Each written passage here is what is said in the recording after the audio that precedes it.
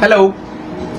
In a small village, there lived two friends, Paap Buddhi and Dharma Buddhi. Their friendship was extraordinary. Their characters were opposite, yet they were very close friends. Paap Buddhi was very dishonest, whereas Dharma Buddhi is very honest man. One day, Paap Buddhi said to Dharma Buddhi, "Why don't we start a business together?" Dharma Buddhi agreed, and so the two set off to a nearby city to set up and conduct their business. After a few months of running successful business, the two friends decided that they had made enough money. They wound up the business and started back together to their own village. On the way back, they had to pass through a forest. That night, when they stopped to take rest, Paap Buddhi decided to keep all the money for himself. He spent the whole night planning, and at daybreak, he had an evil plan ready in his mind. When they were about to resume the journey, Paap Buddhi turned to Dharma Buddhi and said, I have been thinking, we have made a lot of money. Maybe it's not wise to take all the money back to the village. Let's bury all the money here.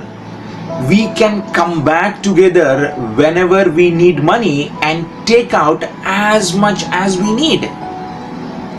That's an excellent idea, agreed Dharma Buddhi.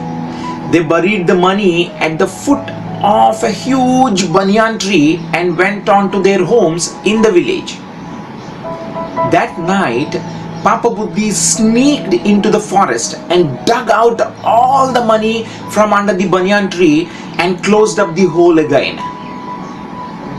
The next morning, he went to Dharma Buddhi's house and said, I need some money urgently.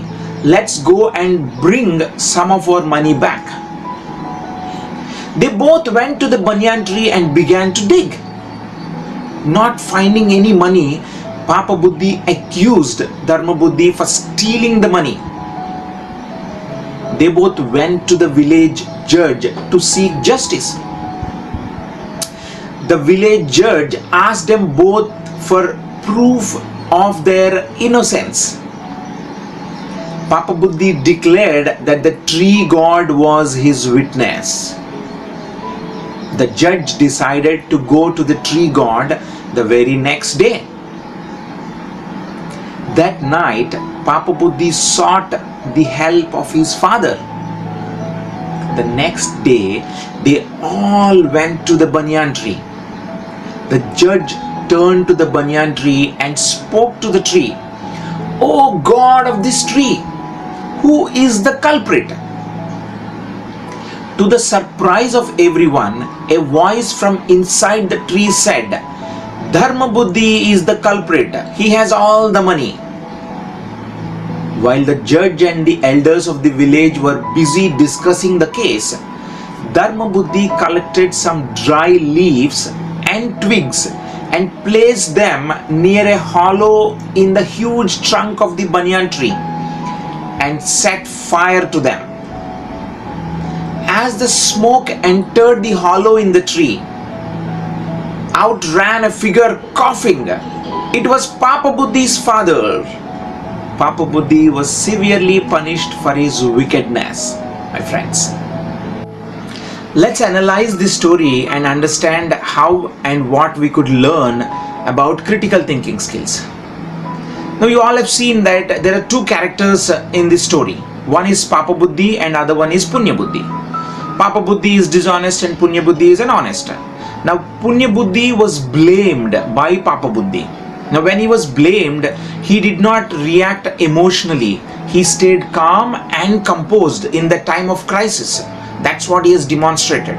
So this is what is required. You stay objective and you want to be focused on what is that you want to achieve and think rationally. This is what exactly Punya Buddhi has done. He thought rationally and then recollected what Paap Buddhi has put a blame and the reasons he has quoted for it. And the main evidence is that the tree that spoke. Now we all know for the fact that no tree can speak. Now he used that logic in his mind, and what he did, he went across around the tree and then took about 2 or 3 rounds and found a hollow in the tree. Then he realized that there is something fishy. This is when he picked up from dry leaves and then littered them. This is when the Paap Buddhi's father came out shouting, and that's how he has exposed the wickedness of Paap Buddhi.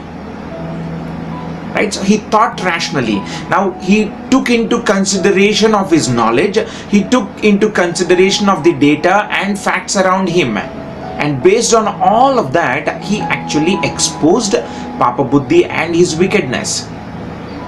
This is how you think critically. Now, without doing this, if Punya Buddhi would have reacted emotionally saying that no, I did not steal the money, I'm not the one to be blamed and all, and I'm sure nobody would have listened to him. The village judge and the villagers, nobody would have listened to him. So it's always important. Critical thinking will help you, not even just in crisis. It helps you in everyday, day-to-day life, especially at your work, especially when you're gaining some knowledge. Question the assumptions. Go with data and facts. Think rationally. Stay objective. Be calm and composed, like Punya Buddhi did.